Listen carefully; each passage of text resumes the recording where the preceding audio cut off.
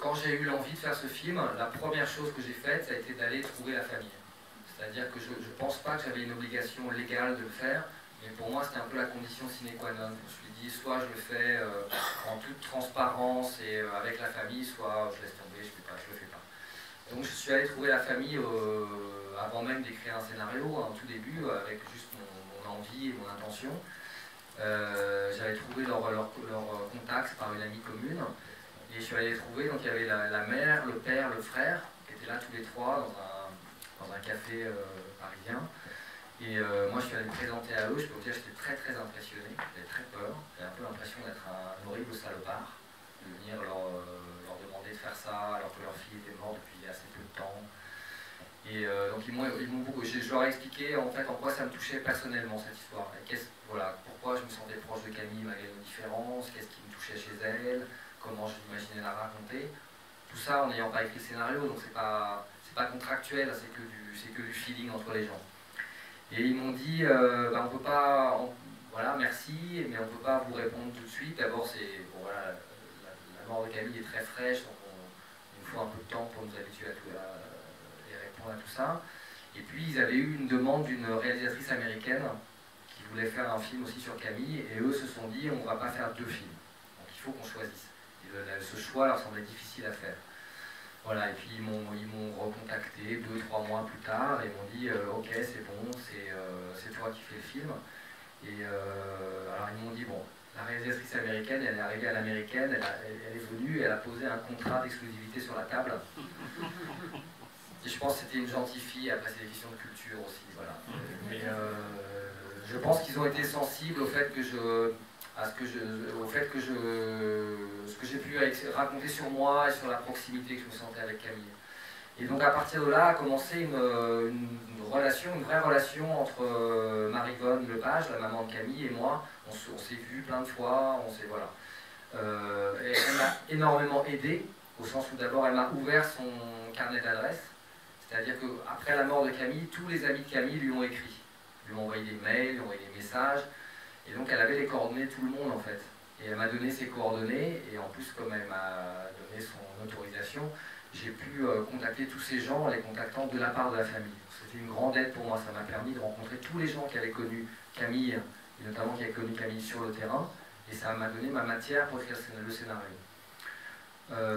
Après, il était clair entre nous, c'était même contractualisé, c'est comme ça qu'il faut faire les choses maintenant, qu'il n'avait pas de droit j'avais une obligation de les tenir au courant, mais qu'ils n'avaient pas le droit de regard sur le film. Et Marie-Vonne a toujours été très claire là-dessus, elle a dit c'est ton film, nous on t'a donné l'autorisation, on a bien réfléchi avant, mais maintenant on a donné l'autorisation, maintenant c'est toi qui fais ton film, on va pas intervenir, enfin on va pas intervenir dedans, on va pas, voilà. C'était toujours très clair entre nous. Après, moi je l'ai tenu au courant, et ils ont lu au moins 2, voire 3 versions de scénarios différentes. On en a parlé à chaque fois, ils m'ont dit parfois leurs réserves, sans que ce soit à chaque fois des réserves, ça veut dire veto, mais souvent leurs réserves m'ont fait réfléchir à des choses.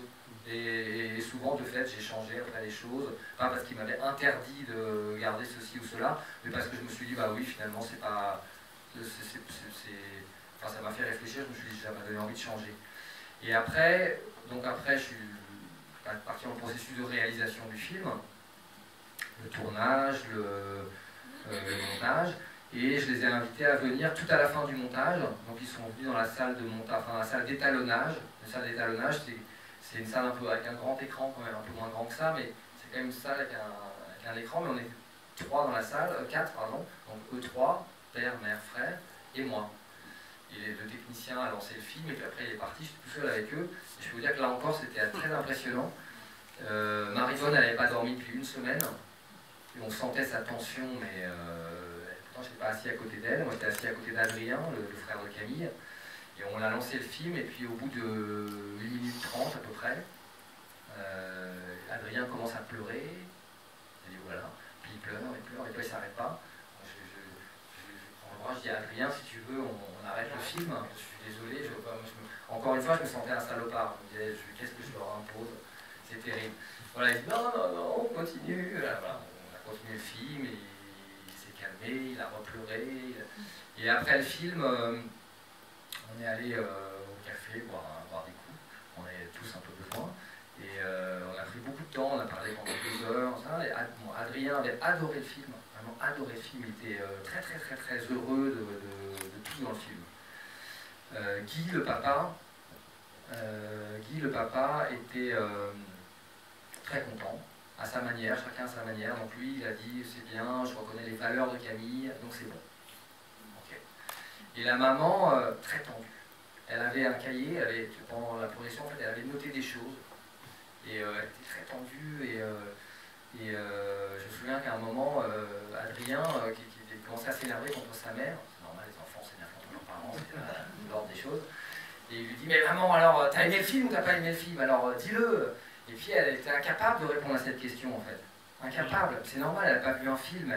Elle a vu, ça l'a projeté dans plein de choses, ma fille. Bah. Et à un moment, il lui dit, à un moment, il commence à parler de la fin. Il dit, cette fin, je trouve ça magnifique, c'est presque mystique quand ils partent dans les motos. Et là, Marie-Vonne parle, elle dit, moi, je trouve ça pas beau du tout. Je la vois partir sur les motos, je sais qu'elle va mourir. Et là, elle s'est mise à pleurer. Et en même temps, je pense que c'est toujours bien de pleurer. Et voilà, je pense qu'elle n'avait pas vu le film. Et ensuite, au Festival d'Angoulême, où on était avec le film fin août, Marie-Vonne était là de nouveau, et elle est revenue, et elle a revu le film en fait.